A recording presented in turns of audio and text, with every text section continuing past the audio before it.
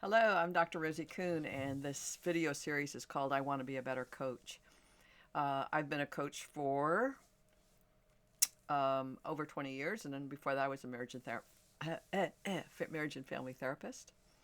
And I learned a lot, and I've learned a lot over the last these many decades. And part of that is, where do I get in my own way of being the most effective? Where do I get in my own way in being a better coach, better spiritual companion, guide, parent? Where do I get my own way? And the place that I get in my way the most, I want to talk about today, is when I feel like I might say something that's going to upset someone. Now, when I get to those moments, like, if I'm about to say what I'm about to say, they might get mad at me, they might reject me, they might quit, they might leave, they might embarrass me or say attack me physically or emotionally.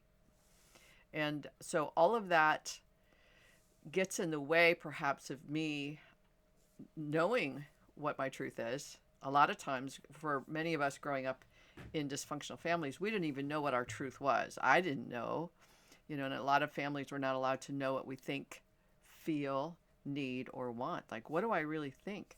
It's like, I don't know. I don't know. But quite often when we're meeting moments of resistance, like, just that moment of discomfort or irritability, that's a moment where you go, oh, what's that? What is that? And that tells us two things. It tells us I'm having a thought, that's what I'm having, and I'm having a reaction to that thought. Now, we do this with clients all the time, and or we should be doing this with clients all the time. Excuse the should. In a sense, my clients are having a conversation. They're telling me something, and as they're describing or explaining or expressing something comes up, and I can see a reaction to what they're saying. They may not even be aware of it here, but I can see it. And I go, what just happened? You're talking about this, and you had this happen. And by being that kind of listening or listener and observer, I bring them into attention to what's happening right now. Oh, I said this, and I was feeling that. And these are really, really important moments, not only in terms of what we give to our clients, but where it happens inside us. And this, we think sometimes that as coaches, we're immune to our own personal development. We want to avoid and ignore it as much as anybody else. And one of the values of being a coach for somebody else is we become that listening that nobody else has. So, for instance, a client of mine, I'll call her Claire. Claire is going through a process where she's healing herself of many things, and cancer is one of those things. And her perspective is, I'm doing it wrong, because she hasn't completely healed her cancer. She's like 95% healed. She still has relationship issues and those kinds of things. And her perspective is, I'm doing it wrong. But when we look at what's going on in the process of how she's choosing to be present in a healthy, whole person way, we can see she's not doing anything wrong, but her perspective is, I'm doing it wrong. So when I, as the observer witness, can see, wow, look at that. You're actually doing everything right, but she's having a reaction as if she's doing it wrong. That's one of those moments that we resist truth of ourselves. What if I do trust that I'm doing it right? Like, what if something goes wrong because I'm trusting myself? We have all these moments. So I'm talking both as the client and, as Claire, she's going through that. As me, as the coach, and I'm witnessing and observing her. And then the part that's listening, my listening of what I'm listening from, if you will. So I'm listening where she might object, or where she might get offended, or where she might resist what I'm saying. And I don't like it when people reject or get upset or resist what I'm saying. I don't like it. I don't know about you, but I know I don't like it. And so I quite often will reconfigure and think about things so that I don't either say them, which isn't necessarily in the best interest of my client, or I might say them in a way that might hurt their feelings.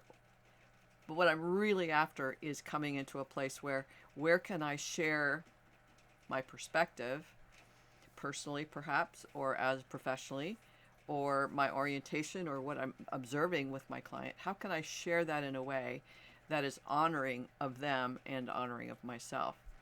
So that requires, if we come from curiosity and we come from compassion for them and for me, and you, then something good will come out of it. And another element of that is, if it's just a conversation and I say something that you don't like, we'll say, then you can say, hey, I don't like what you just said, or I don't agree with what you just said, or that just made me angry, what you just said, or, you're a stupid head, a poopy head, because you said that.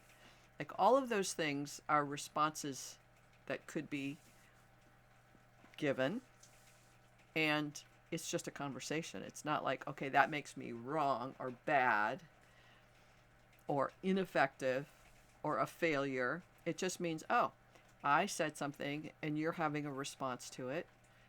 Now I'm having a response to your response, and we can have a healthy response that way, or I can get triggered into junk. And sometimes that happens, but more often than not, we're afraid of it happening, especially with our clients. We're afraid of it happening, and so therefore we skirt issues that might create some interesting conversation. So where we resist our own comfort zone, the edge of our comfort zone, where we resist going into that, we resist growth for ourselves, and we're actually resisting growth for our clients. In a sense, most of us avoid challenging conversations. So many of us work or live around people who intimidate us or make us feel uncomfortable. So we're walking on eggshells. And rather than have that conversation, because we're afraid something will happen, we keep tiptoeing and avoiding and ignoring the issue. But as we do that, I'm not giving myself the opportunity to be strong and courageous, as I am in most parts of my life.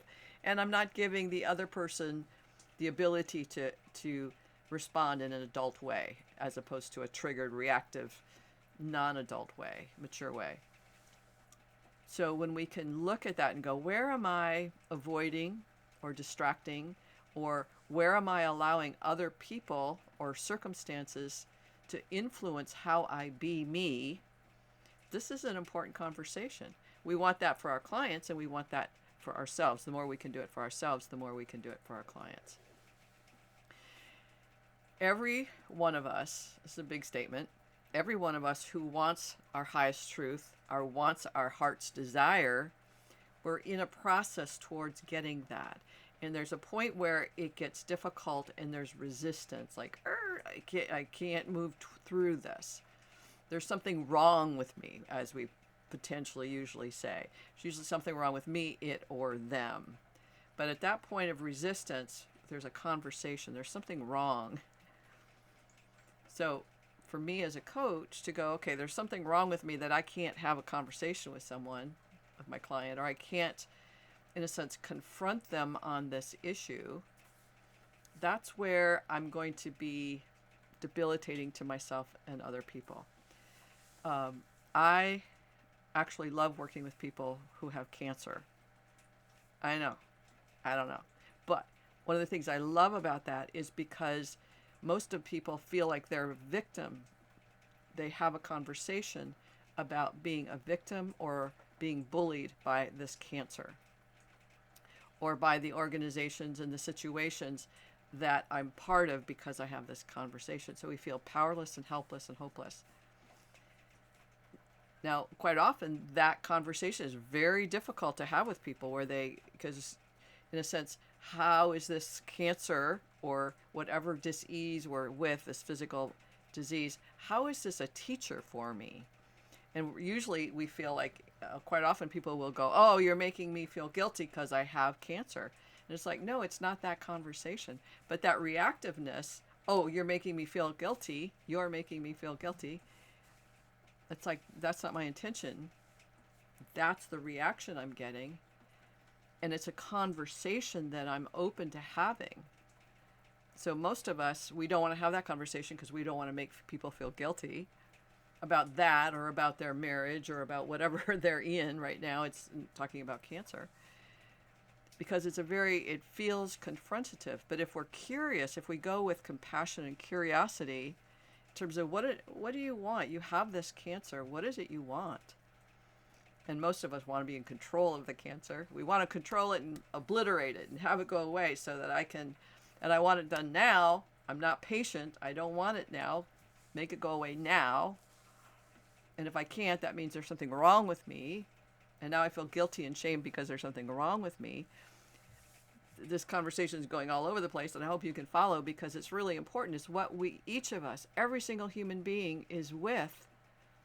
And as a life coach, spiritual coach, life, business, whatever, each of us gets to a point where we're in this this place of not wanting to be with the truth of our own experience, of feeling powerless, helpless, hopeless. We don't want to be with that. And guess what? Bullies show up, or circumstances show up where you're a victim of weather, politics, poverty, education, whatever that is, where we're victims too. There's all these opportunities to choose. So my point in this conversation is, when I started out by saying I love working with people who have cancer, is because there's an opportunity for a deeper conversation.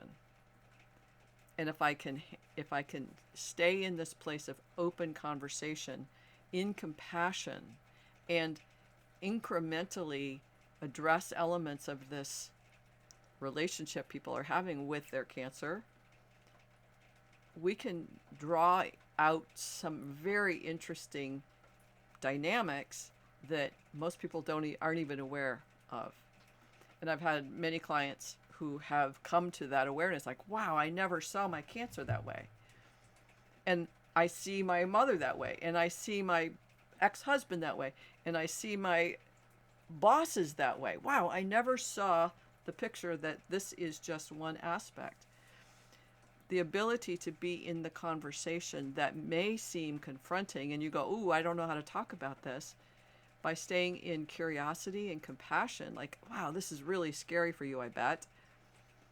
And my clients will go, I must be doing something wrong because the cancer's not going away, or the cancer's not going away as fast as I'd like it to, or the cancer isn't completely, whatever that conversation is. It's like, I must be doing something wrong.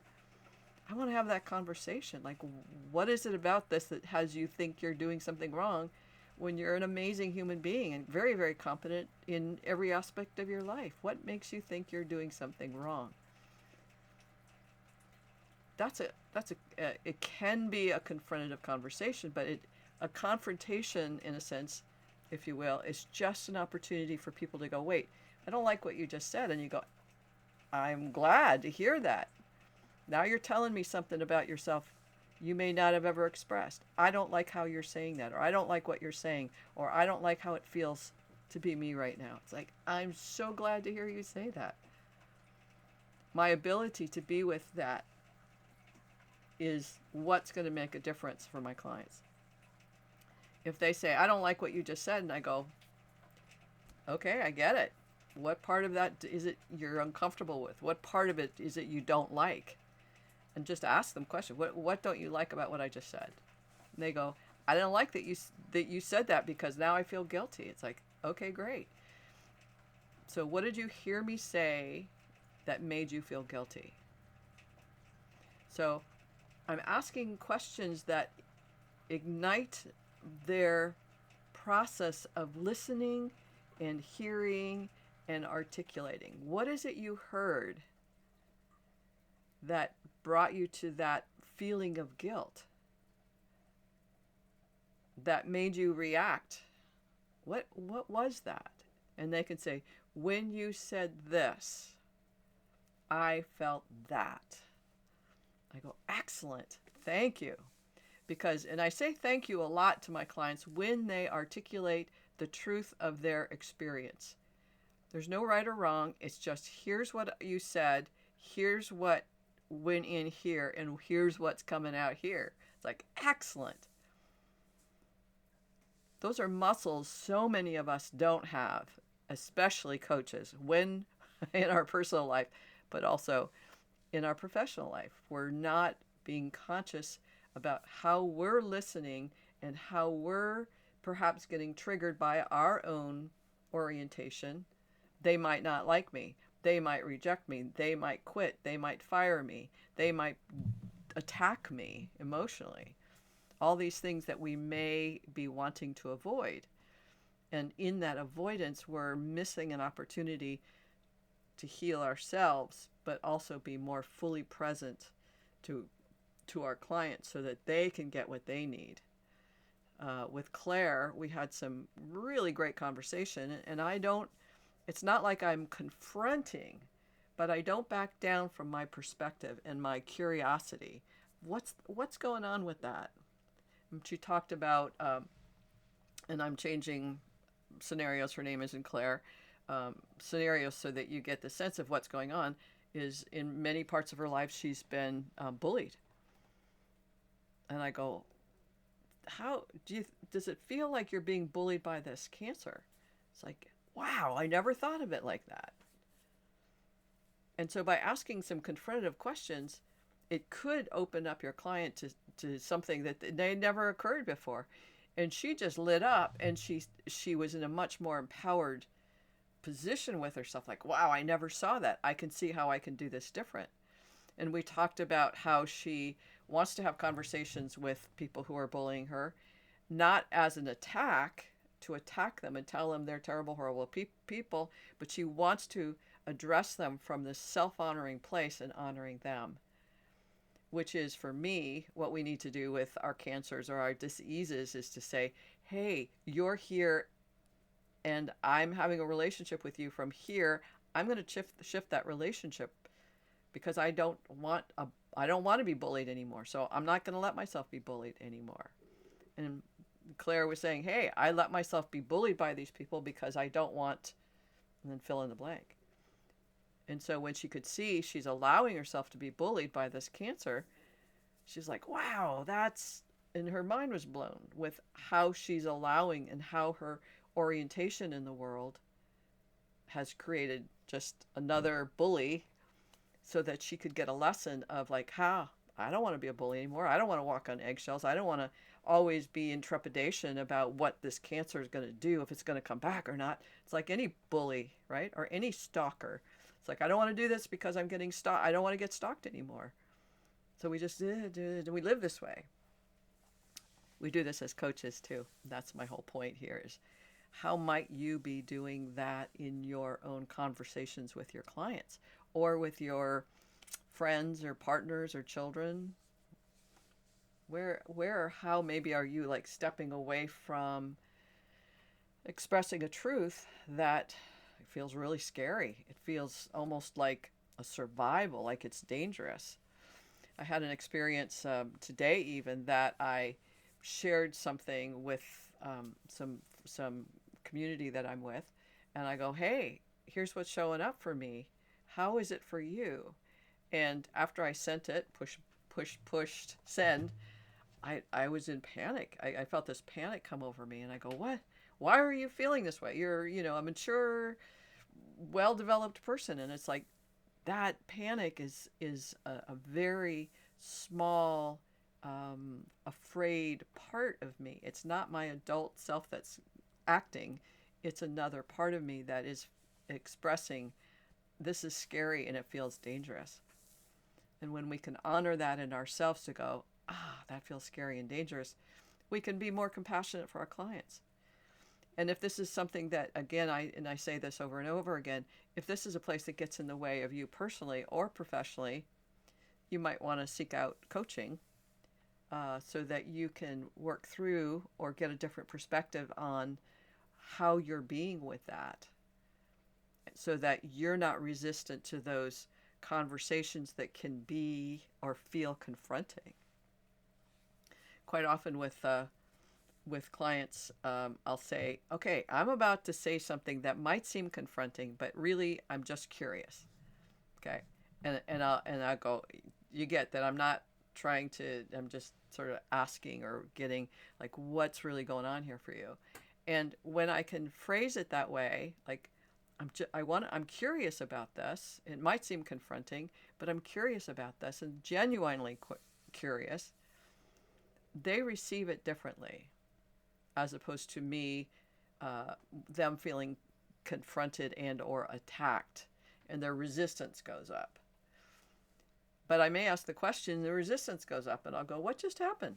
And they go, I didn't like what you just said. Or that brought up stuff from my mom when my mom would. Or that brought up stuff when I was living in Timbuktu. Or that brought up, and it triggers something from the past. It triggers an energy that's coming up. That's good, because when we can trigger that energy, it allows a release. It allows an acknowledgement, like, wow, that just showed up.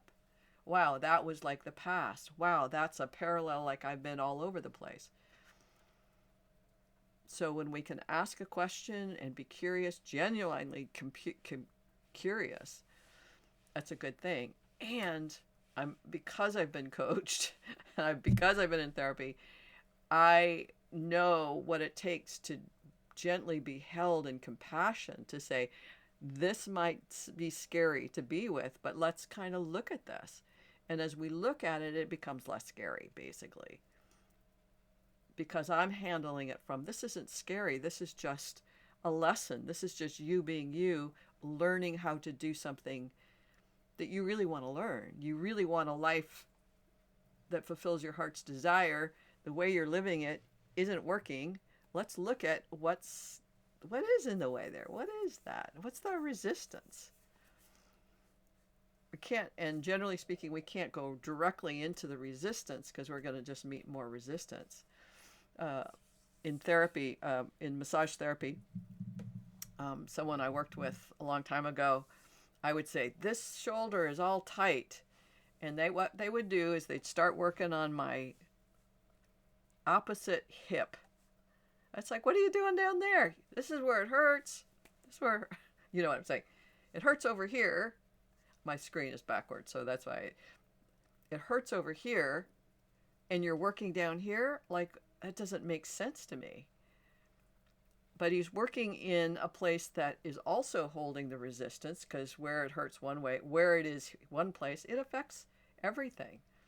And so he starts to work in a different place, and this calms down, and this gets relaxed, this feels safe, and then he works up here, and then he works over here. And everything calms down much more quickly. It's safer than just going in and digging in. Here it hurts, and we're just going to put the elbow in and just, it's like, no, let's start where it's easier and moving. So when we think of confrontation, it doesn't have to be a direct, and it doesn't have to be a force. And that's one of the things I loved about my conversation with Claire, is she wants to have a conversation with the person she feels bullied by, but not in terms of saying, you're a poopy head and you're a terrible, horrible person and I want nothing to do with you. Her perspective is, I love this person and I want to address them with honor and respect. I want to honor my own truth and respect myself, and I love and honor that person, and I want that to come across. Like, it's totally different than trying to be aggressive or hurt the other person or violate.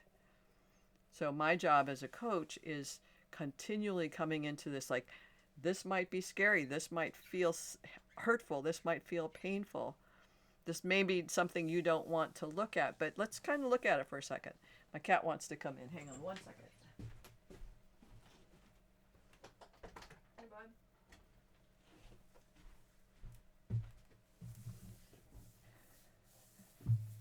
So, noticing, my cat's here, noticing how you be with those places of resistance, like, pay attention to it. This could be, I don't want more clients, or I don't want clients. I want to be a coach, but I don't want the clients because I don't know what I'm doing, and it's confronts my fear of failure and making mistakes. It's like, that's all what I'm talking about here. And the more that you can address that for yourself, the more effective you're going to be in every aspect of your life with every relationship you have. And if that means getting coached, that's the most important thing.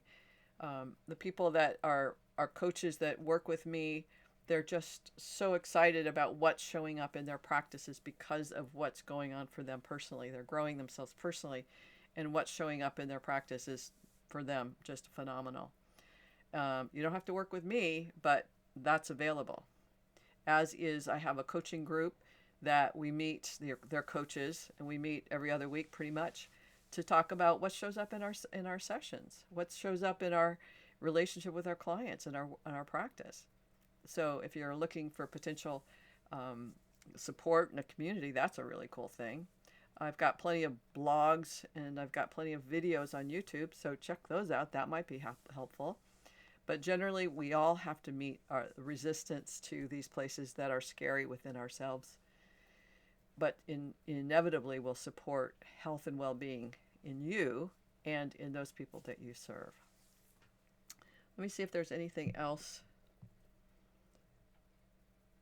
that I really want to. I think that's pretty much it. One more thing I want to say, I wrote this down this morning to address, is sometimes, our clients are going through a process, sometimes not unlike labor, birthing labor, where there's contractions and it's painful and it's uncomfortable, but it's a necessary part of the process in a sense, unless you have a cesarean. It's necessary for these contractions and this labor and for this pushing to happen and this coming through, this expulsion, if you will, of this being into the world. And quite often our job as a coach is kind of like a midwife or a doula that supports that process. We're supporting a client in a process. We can't make it go faster. We can't make it hurt any less. I mean, people can take medications if they want. That's a choice. But in this sort of metaphor analogy, it's like your client has to go through a process in order for them to have their heart's desire. A mother who's been pregnant for 9 months has been anticipating this arrival of this being, this baby. They've been anticipating and looking forward to it. And things get a little uncomfortable, and sometimes they go, nope, don't want this, don't want to go near it, like, just get it out of here, let's forget the whole thing. But it's kind of too late. We're in the process, we're in the middle of the labor. And so as a midwife, doula, we're going, yep, it hurts, yep, it sucks, yep, it's scary, yep, it feels like it's unbearable, yep, it feels like there's no way out, yep, it feels like it's never ending, yep, that's all true. And here we are. We're not, as it's anybody who's going through a coaching relationship, whether you're a coach or a client, it's a courageous experience. Every one of my clients is like going through this laboring or this birth process of themselves.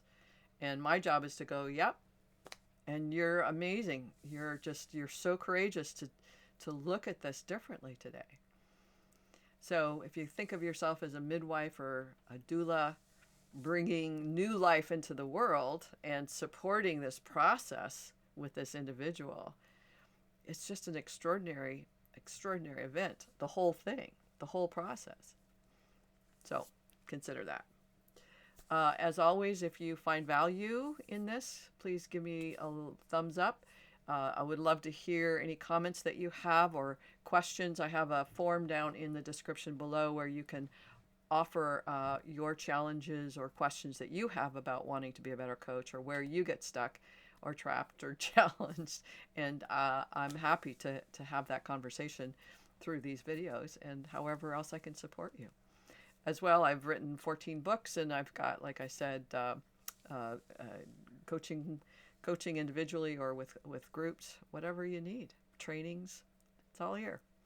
All right. Blessings to you. Big hugs. Be courageous. Bye for now.